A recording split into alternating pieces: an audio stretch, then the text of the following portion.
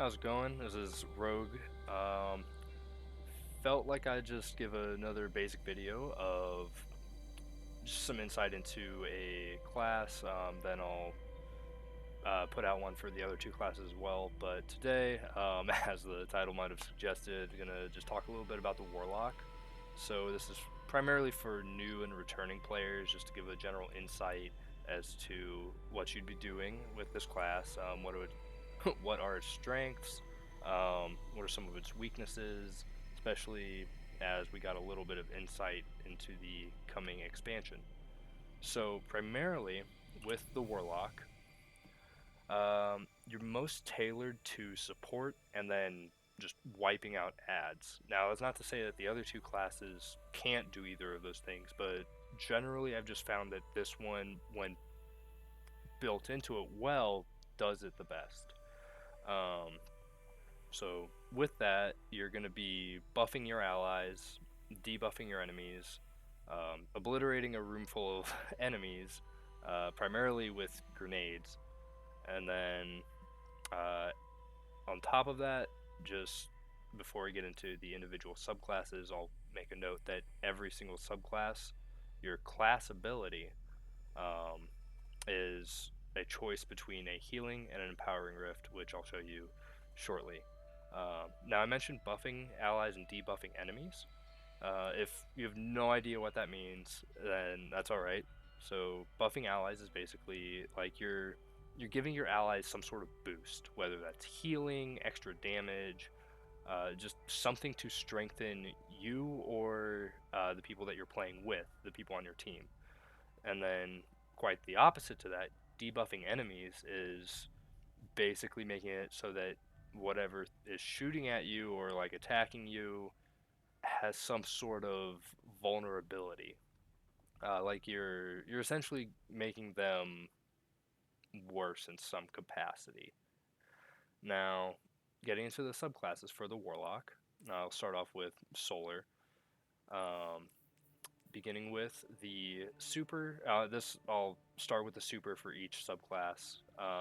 Then move more into general usage. Talk about like what you can do with them. There's a lot of possibilities for customization. Um, so yeah, starting off with Solar, your main supers are going to be Well of Radiance and then Daybreak. Well of Radiance is, as of right now, the best team play oriented super in the game. You're essentially slamming the sword into the ground, and keep in mind this is a physical object that you're slamming. So if you're, putting it down, then you back up behind it. You can shoot and kill yourself with a rocket, and your teammates can do that as well. Um, and the hitbox can be a little bit weird, but it's very thin.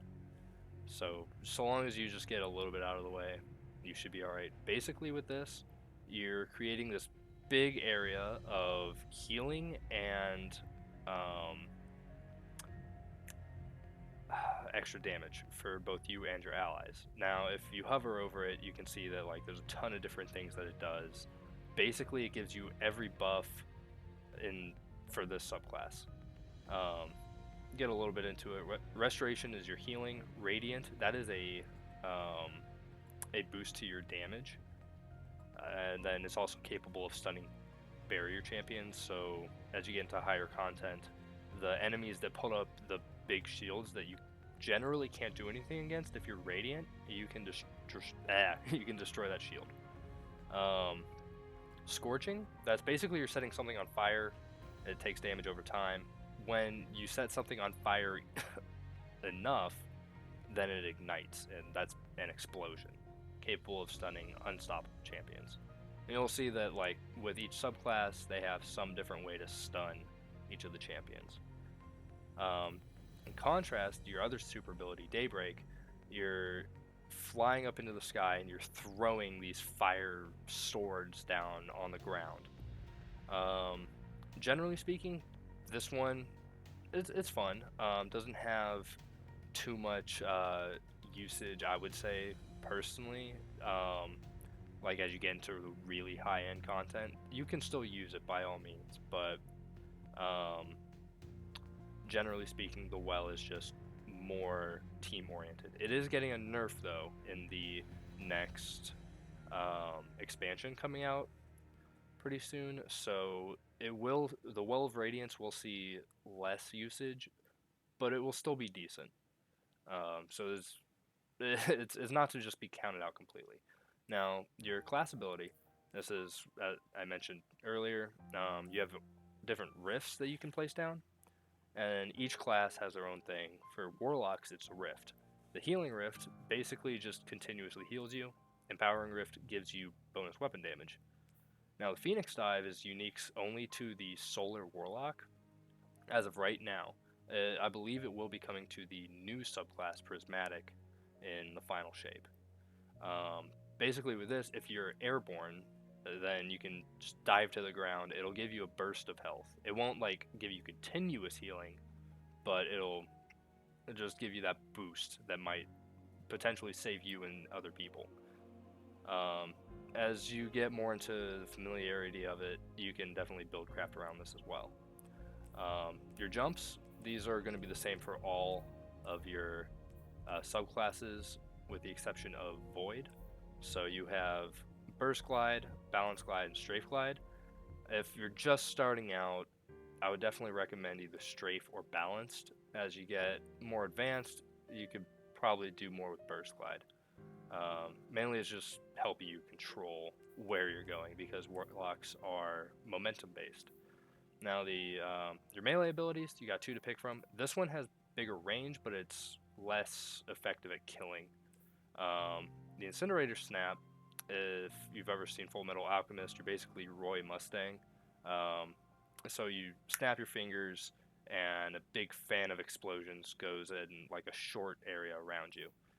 Your grenades, you can play around with each of these. Usually, though, most effective I'd say is Healing Grenade. It's by far has the most usage. And speaking of grenades, you can boost some of your grenades with this solar aspect here. And your aspects are unique to each subclass within each class. So this one buffs your grenades. You can figure out how that works, their compatibility with them. Generally, though, the two that Solar Warlock is known for is Heat Rises and Icarus Dash. Heat Rises, basically you float. You can shoot stuff while you're floating. And then Icarus Dash is essentially you, while you're midair, you move forward or like in any direction quickly. It's essentially an air dodge. Your fragments, you can play around with these, how they work together. And you want to find some sort of synergy. That's pretty much how the whole build crafting thing works with any subclass. So like if you're building into this thing called fire sprites, for example, you want to figure out how you make fire sprites. Then you can learn what you can do with them by picking them up. So it's just one little thing that you can learn about and play out for yourself. Moving on to Void. Void is going to primarily be your debuff for enemies. Now with the super, you've got three different things. Two of them are very similar. You've got Nova Bomb, which you can have in a vortex form or a cataclysm form. This one moves slower, and when it explodes, it sends out little seekers, like little other explosions, and it also tracks. This one, Vortex, you throw it fast, and then it does not track to anything. But once it explodes, it creates what is essentially a vortex grenade on the ground or wherever it hits. Your final super is Nova Warp. This one is a roaming super. So when you use this, you actually get to like move around with it. You're essentially letting off small explosions from yourself. You can also teleport with this. Speaking of teleportation, you have a extra jump here called Blink. As of right now, this is unique to Voidlock on the Warlock class. This is the only subclass to have it for Warlocks. This is more of a high skill movement technique, but it is very cool. Essentially, you're teleporting. Got your melee abilities. your grenades. Again, you can play around with different grenades, find out what works best for you. The whole thing about Void is getting your grenades back really quickly and then exploding stuff. What I mean by that is um, Void has this ability called Devour, which you can see here from this aspect. So Devour is good in the sense that whenever you get a kill, once it's activated, you gain instant health, as well as a boost to grenade energy. So not only are you staying alive, but you're also just getting yourself more grenades faster. Um, and all the fragments are pretty much tailored to doing stuff with your grenades, making things more explodey. Again, you can figure out how everything works for yourself. You're weakening things, so like they take more damage from you. Um, you'll know if something is weakened if you're shooting them in an area where ordinarily you'd be getting like a white number or like a gray number. It would be yellow in this sense. Um, and it also tends to like pop out a little bit more, like the numbers are bigger. Um, you can tell if something is weakened visually by seeing if they have like a purple glow to them, sort of. They might also have like a red or like a black little bar above their head. Not their health bar, but like a status effect almost. You can also suppress different enemies, depending on what you're using, which stops them from using their abilities for some time, which can also be pretty good. Moving on to Arc, the last of the light subclasses. The whole thing about Arc is just being fast with everything you can and then spamming your abilities.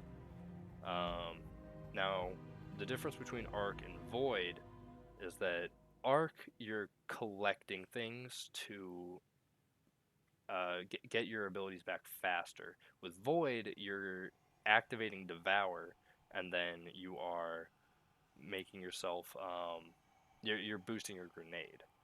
Now, also something I forgot about Void is that along with Devour and like weakening things, you can also make yourself invisible, which enemies won't see you.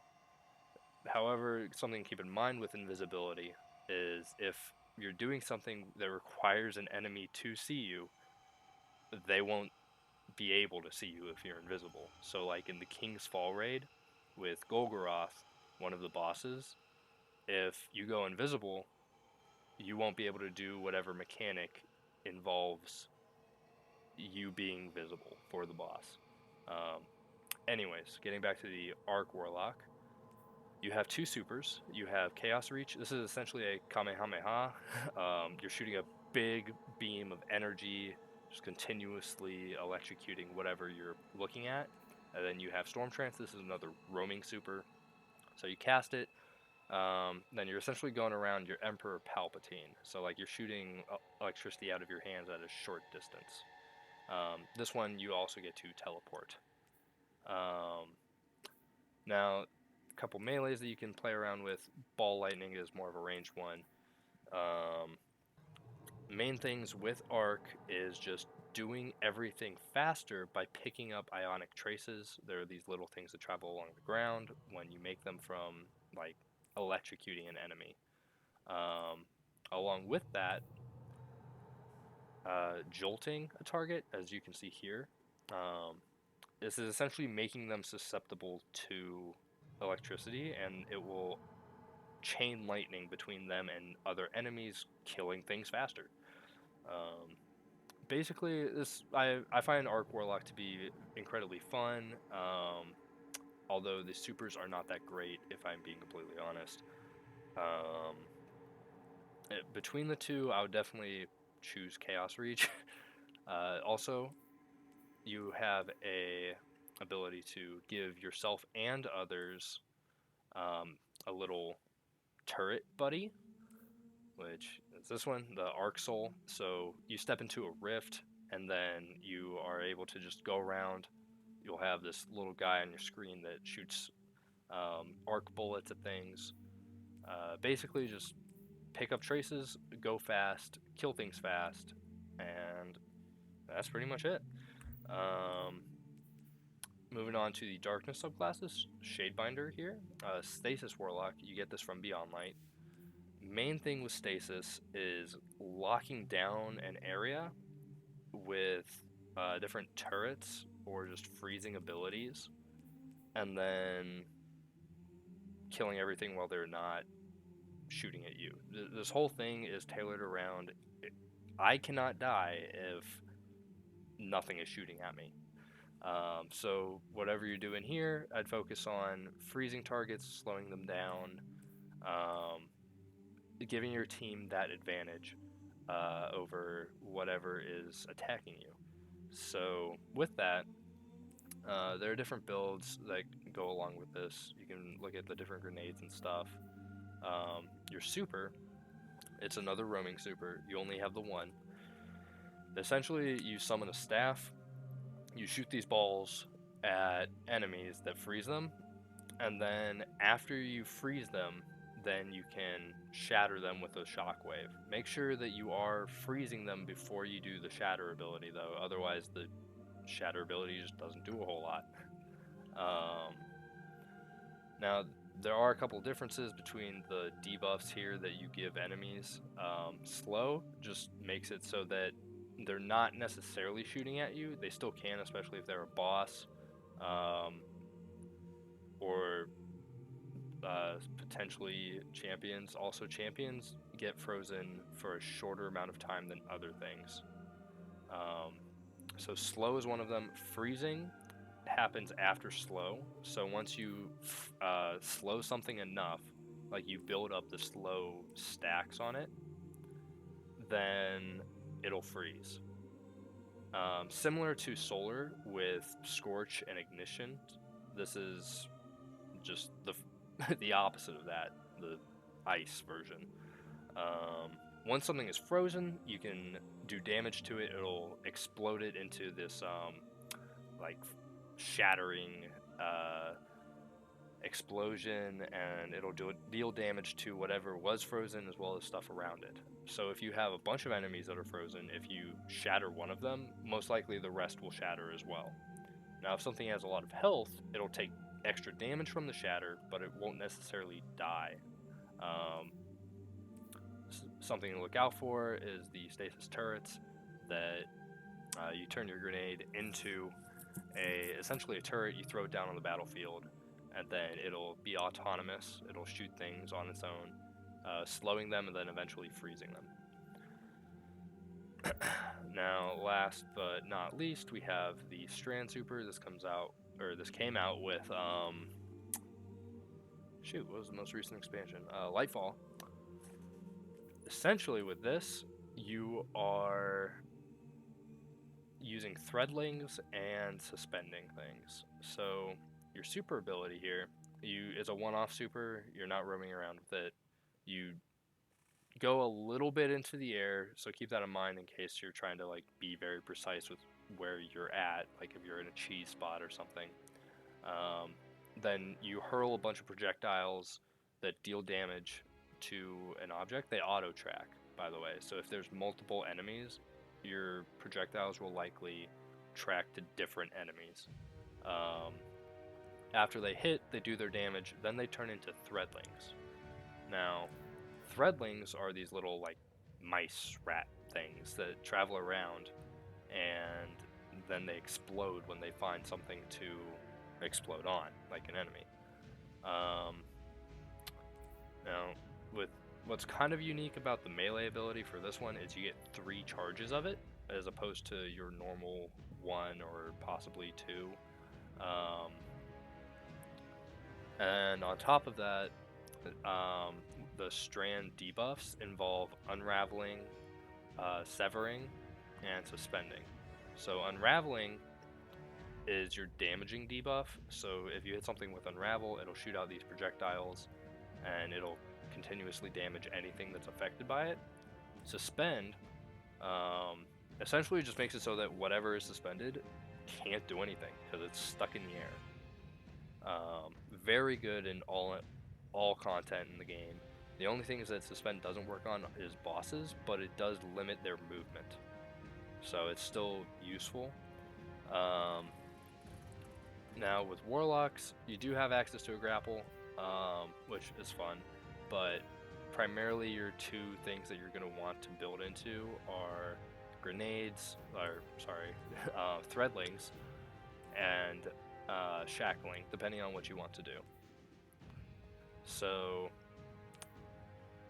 majority of the stuff here involves your threadlings. Now, something that is unique to this one is that if you have this fragment, Thread of Evolution, your super will actually do increased damage as well.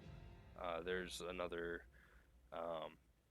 super fragment for the Solar Warlock, I believe, that increases your damage, but this will increase your super damage because your super projectiles turn into threadlings.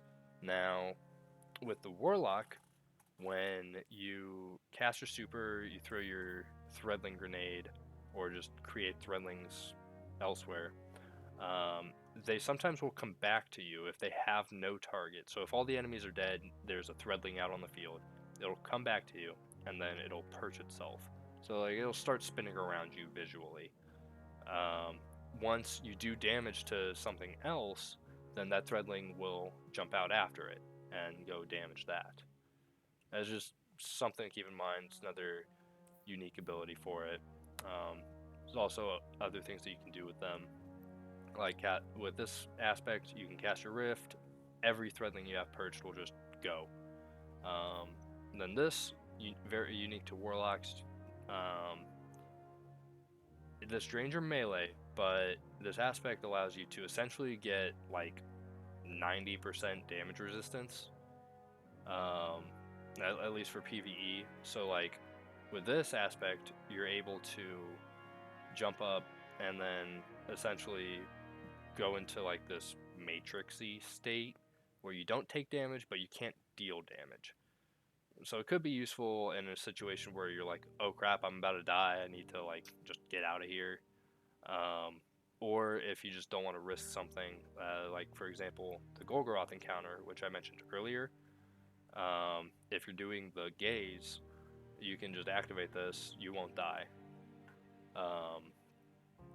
Granted, you do have to have your melee charge for it.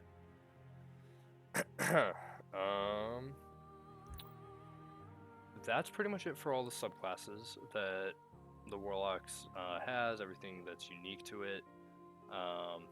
With the exotics, the exotic armor pieces, the Warlocks tend to have the most complex ones. Granted, that's not always the case. Like, for example, with this one, just void damage gives you more, or void damage kills give you more abilities. But if you're looking at something more like Vesper of Radius, this is what a typical Warlock exotic looks like. Very lengthy explanations, but if built into right, will definitely be very powerful. It's just something to keep in mind. If you're playing this class, they're known as the Scholars, so you might have like the most stuff to keep track of, but that can't, if that's your playstyle, then that is very fun. Like I'm a Warlock main. As of right now, I might switch to Hunter when Final Shape comes out, but it's, I wouldn't say high risk, high reward, but the more effort you put into a Warlock, the more you're going to get out of it.